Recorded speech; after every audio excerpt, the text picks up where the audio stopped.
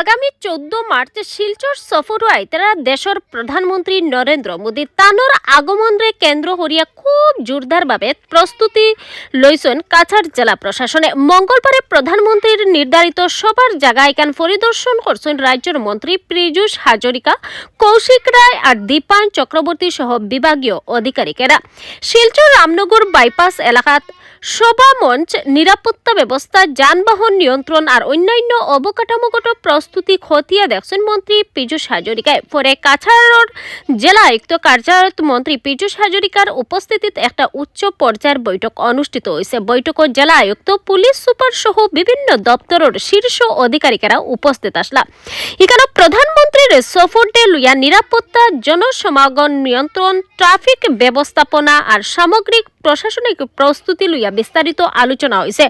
সংবাদ মাধ্যমের লগে কথা কইতে গিয়া মন্ত্রী পীযূষ হাজরিকায় জানাইছেন যে প্রধানমন্ত্রী রামনগর বাইপাসও আয়োজিত একটা বিশাল জনসভাত অংশ লইবা। তার লগে লগে তাইন গুয়াহাটি বোরাপানি 5 গ্রাম জাতীয় সড়কের এক্সপ্রেস প্রকল্প আর শিলচর ফ্লাইওভারের শিলান্যাস করবা। প্রধানমন্ত্রীর এই সফরকে কেন্দ্র করিয়া জেলা জুড়িয়া বেতলা উৎসাহর সৃষ্টি হয়েছে আর প্রশাসনের পক্ষ থেকে সর্বাত্মক প্রস্তুতি গ্রহণ করা হয়েছে। দেখুকা বিস্তারিত। প্ৰধানমন্ত্ৰী নৰেন্দ্ৰ মোদী ডাঙৰীয়া এই স্থানলৈকে আহিব। এখন বিশাল সভাত তেখেতে ৰাইজক সম্বোধন কৰিব আৰু কেইবাটাও অতি ডাঙৰ প্ৰজেক্টৰ শিলান্যাস কৰিব। আপোনালোকে জানে যে পাঁচগামৰ পৰা বৰাপানীলৈকে এক্সপ্ৰেছ হাইৱে ইতিমধ্যে চেংচন হৈছে প্ৰায় 25,000 কোটি টকাৰ। গতিকে সেইটো আৰম্ভ হ'ব।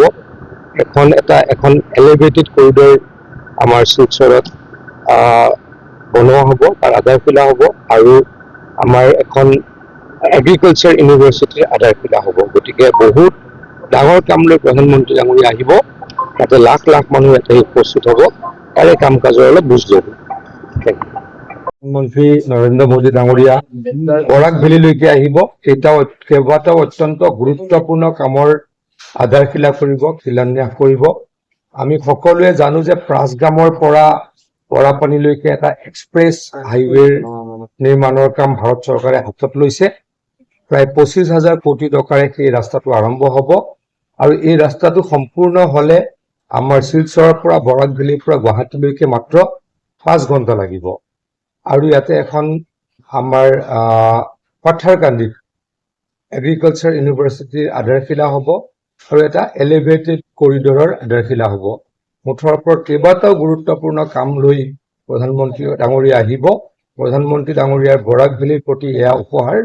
সেই বৰাক ভেলীৰ মিটিংখনৰ কাৰণে, প্ৰধানমন্ত্ৰী ডাঙৰীয়াৰ মিটিংখনৰ প্ৰিপেৰেশ্যনৰ কাৰণে আজি আমি আহিলোঁ। মাননীয় মুখ্যমন্ত্ৰী ডাঙৰীয়াৰ নিৰ্দেশত মিটিংখনৰ পৰ্যালোচনা কৰিলোঁ। কেনেকৈ কিমান মানুহ হ'ব, ক'ৰ পৰা আহিব, এই বিষয়ে আলোচনা কৰিলোঁ। মই ভাবোঁ যে 1 লাখৰ পৰা 1.5 লাখৰ ভিতৰত হ'ব। বহুত মানুহ নিশ্চয়কৈ আহিব। প্ৰধানমন্ত্ৰী ডাঙৰীয়া বৰাক ভেলীত অত্যন্ত জনপ্ৰিয়। হিমন্ত বিশ্ব শৰ্মা ডাঙৰীয়া বৰাক ভেলীত অত্যন্ত জনপ্ৰিয়। তেখেতলোকক চাবলৈ, তেখেতলোকক আশীৰ্বাদ কৰিবলৈ, তেখেতলোকক আদৰণি জনাবলৈ যথেষ্ট মানুহ যায়েই। গতিকে বৰাক ভেলীৰ মিটিংবিলাক প্ৰধানমন্ত্ৰী যেতিয়া আহে, মুখ্যমন্ত্ৰী যেতিয়া আহে, বহুত মানুহৰ সমাগম হয়।